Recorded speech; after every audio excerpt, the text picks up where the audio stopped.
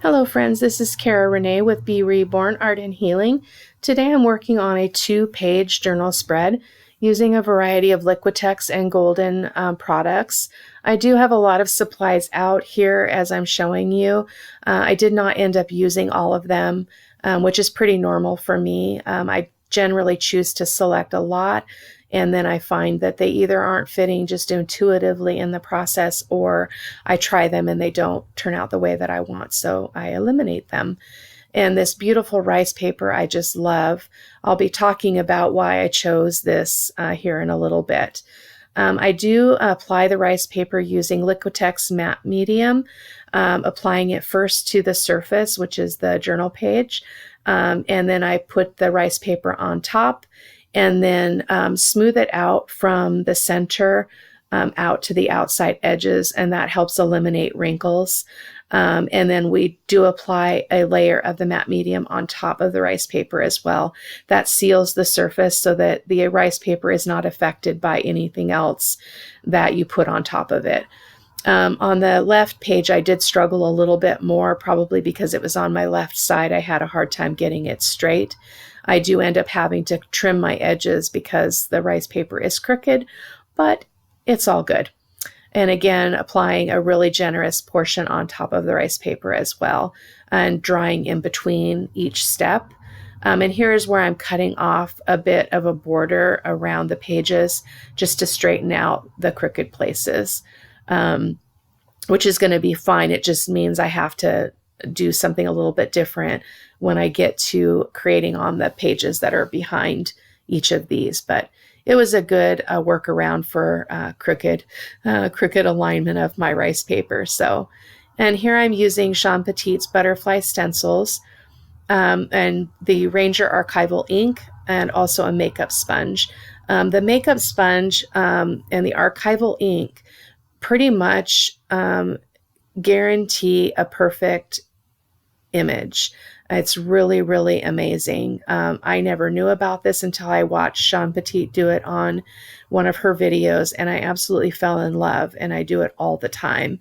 You can do it directly on the page like I'm doing here, or you can put it on on tissue paper, and then glue that tissue paper onto your page, just depending on what you're working on. Usually for me, that depends on whether or not I have a lot of texture going on underneath. I don't have any texture on this page at this point. And here I am going ahead and using another butterfly stencil, same process with the black archival ink. And the next thing I do, which I apparently turned off my camera, I didn't catch the footage for some clockworks that I also applied that you're going to see magically appear on the spread, and you're not going to know how they got there. I just missed turning on my camera. I'm working with a new webcam and my computer, and getting used to reaching up there and pausing and starting and doing all of that kind of technical stuff. I'd rather be creating and not focused on technical things, but it's the nature of the beast. And here is the words that I've chosen. This is another Shawn Petite stencil, which I absolutely adore. I'm going to be using the Soulfful on the left-hand side of the page, and then when I move to the right, I'll be using up above the word restore, and then rest down below.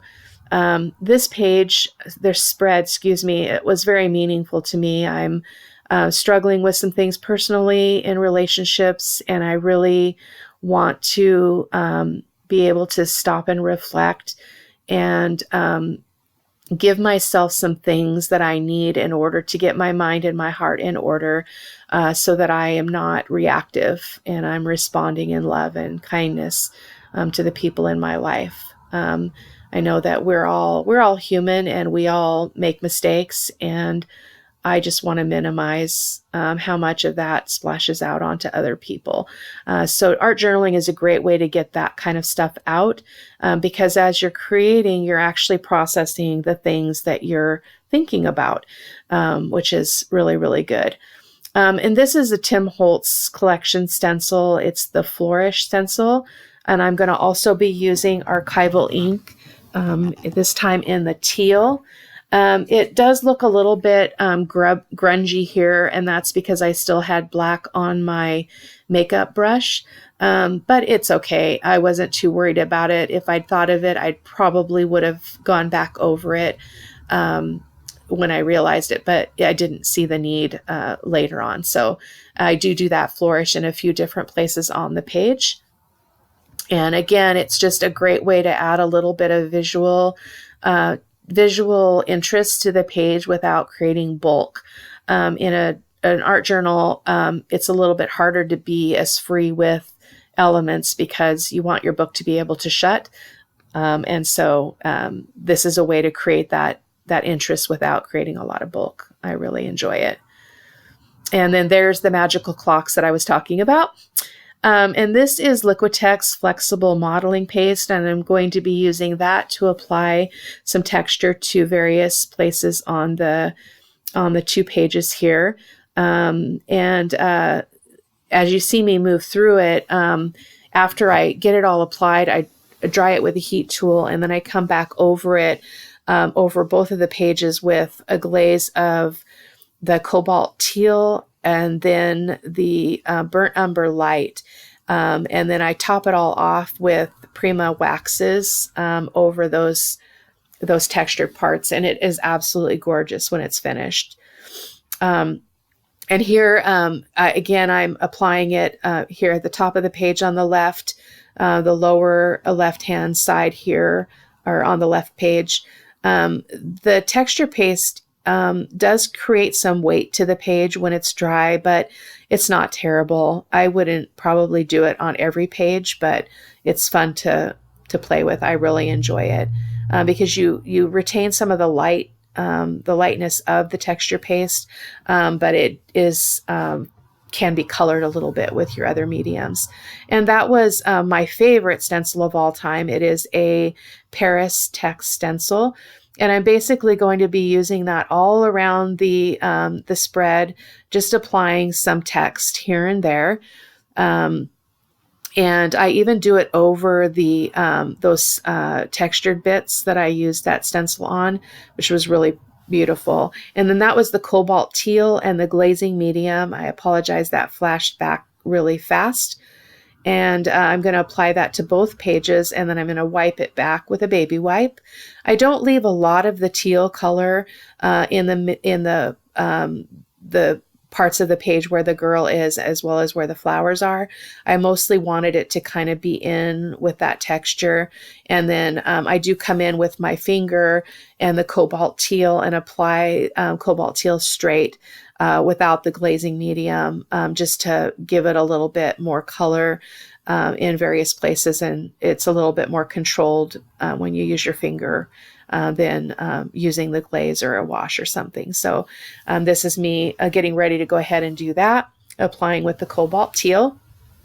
Getting a little bit more of it down there where the texture is with that modeling paste, and then various places here and there. The next thing I'm going to do is come through with the burnt umber light glaze, and basically doing the same thing. I do use more, or not use more, I leave more on the page and wipe less of it back. I really like the antique look that it gives, kind of a grungy look, but the burnt umber light has more of a golden feel than the raw umber, and so that's why I chose that color over the raw umber. I like them both pretty much equally and go back and forth between the two. And here you can see that text over that stenciling is just absolutely beautiful. I love it, love it, love it. And it gets just better from here because of the waxes that I'm going to apply here in a few moments. So and here is the glazing medium that I'm going to go ahead and mix with the burnt umber light, and I'm going to apply that to both of the pages. I do leave a little more of the burnt umber light on the pages, more than I did the cobalt turquoise. And in all those places I said cobalt teal, I actually meant cobalt turquoise. And here is me wiping back that burnt umber light. I do leave a little bit more of it just because I really like the grungy kind of antiqued look that it leaves on the page and how it seeps into the textured bits there where I did that stenciling. So I really like that. And then I am going to come in with the Prima waxes here over those textured parts, and it's absolutely gorgeous the way it turns out. Here is me showing the Prima Marketing Alchemy wax. That is the ruby. That is a complementary color to the teal, so I thought it would be good on this piece. I started applying it with the brush and then discovered that my finger is always better. And so here I am starting to apply it with my finger, and it just catches on the tops of those, of that texture, and just is really beautiful.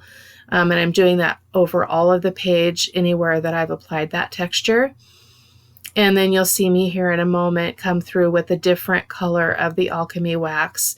And I'll have to put that in the video description. I'm not sure off the top of my head what it's called, but it's kind of an opal color, kind of a creamish opal color. So it's really beautiful. And you'll also see some close-ups here in the end of the finished project as the video is running, as well as some still pictures at the end. Also coming in with that wax, that ruby wax, just a little bit on the edges just to create some interest there. I liked the way that complemented the teal. And there's the other alchemy wax, and coming in with my finger again over all of those spots. The waxes are just fantastic. I use them on a lot of my mixed media projects. I haven't used them for a while. But they just are scrumptious smelling too, which seems kind of silly, but they make the studio smell really good. I really enjoy them. They're a little spendy, so I tend to be a little bit frugal with them, but they're fun. The other thing with them is you can't heat set anything after it, because obviously they're a wax. So there's a close-up of that texture, just beautiful, beautiful color on those bits, as you see the ruby and that opal color on it. So it turned out really good. And I really liked the girl. She really spoke to me. And then here I'm coming in with my charcoal pencil, doing a little bit of shading and highlighting. I don't shade the entire piece, but I do go around this butterfly, and then around some of the flowers and some of the leaves, and that heart, that mechanical looking heart there. I'll have to look up and see where I actually got this rice paper. I order it from a variety of places, so I'm not sure right now where I got it. And there's that clock that I was talking about that I lost the footage on. I'm just going to go ahead and highlight that I really wanted it to pop out. And it really fit with the message of the piece, that sometimes we just need to slow down and think about what's going on in our heart and our mind and our soul before we speak. And, time is really on our side. We don't really have to rush and do that and end up, saying things that, we might later regret, which I think we're all guilty of at some point in our life. I know that I am and have been many times. But this was a really grounding project for me to be able to just sit and create, and not really thinking too much about kind of what the end result was going to be. I really enjoyed the process of creating it and thinking about the words that I chose and why I chose them, and kind of where my heart is. So I really love the creative journey for that. And art journaling is a great way to express that. And then here I'm just going to come in and highlight that one flower in the middle, and then on the upper part of her eyes, and then a little bit, I believe, on the upper, or the lower lid, excuse me. I'm getting over being sick, so the brain is not firing very, very well. So I'm jabbering a bit, but that's okay. All part of the process.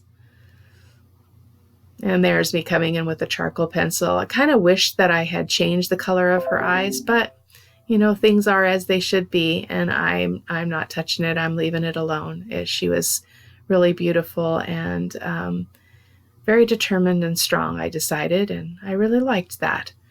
So I hope that you'll come back and check out my channel, like and subscribe if you like the videos, and hit that little bell so that you can get future videos. Oh, and then this is the last thing I did, is I came in with this gold acrylic and splattered it all over the page, and loved the way that it looked in the end once it dried. So anyway, thanks again for watching, and take care, and I'll see you next time. Thank you. Bye-bye.